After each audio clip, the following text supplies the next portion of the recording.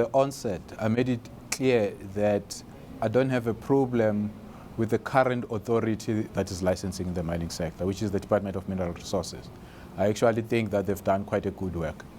But the important thing is that in policy formulation, it's a journey. You know, it's a journey. It's not a sprint. It's a marathon. As you practice it, you find some few careless mistakes in it, and you have to continuously correct it because the expectations also go on changing. What I would suggest that I know the department is aware of and I know is working on it is to get to a situation of a one-stop shop. As I said, I just did a quick survey amongst players in the industry a few months ago.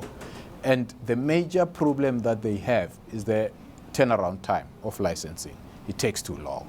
And the issue of having different licenses that we've got to get and consultations that we have to do in different departments, it takes long. So the important thing is for the responsible government departments to sit around the table together with the DMR and try to find a methodology of what we call a one-stop shop. Now, hot topic, I mean, this has been everywhere in the newspapers, radios. Would you say that nationalization is completely off the table?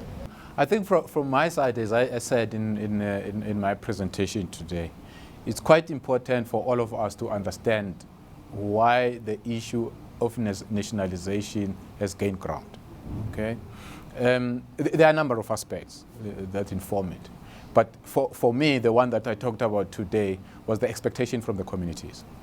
When I started, I actually said the mining industry has been paternalistic in its attitude in the past. Okay?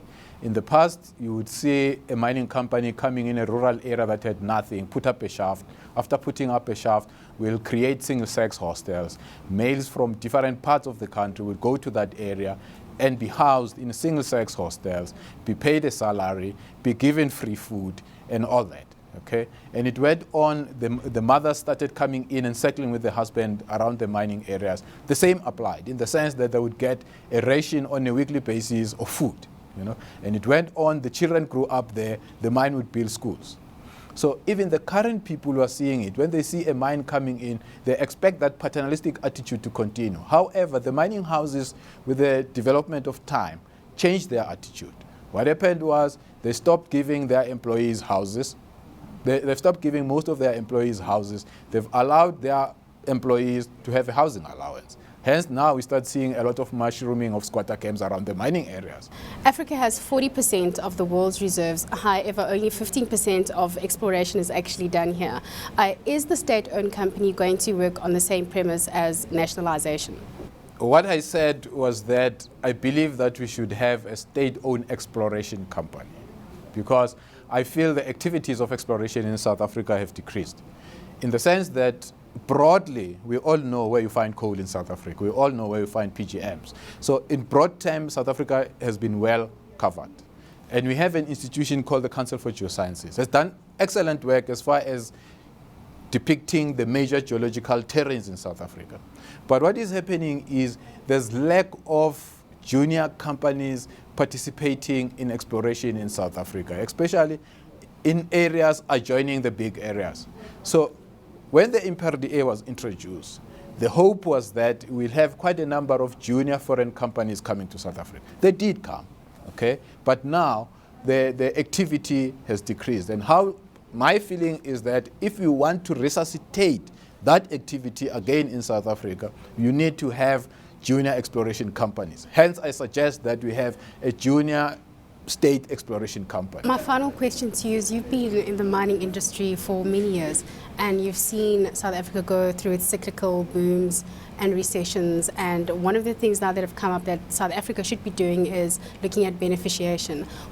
Besides that, what are some of the things that we should be doing in order to ensure that we are regulating and managing our resources better?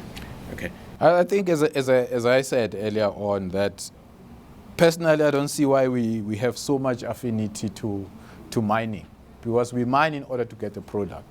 The affinity that we should have is on the product itself. What is it that we're doing with the product, rather than all of us being interested in mining?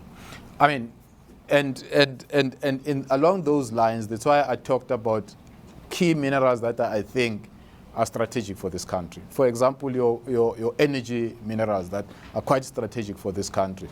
It's important, for example, for your ESCOM to be able to be guaranteed coal that it needs for generation.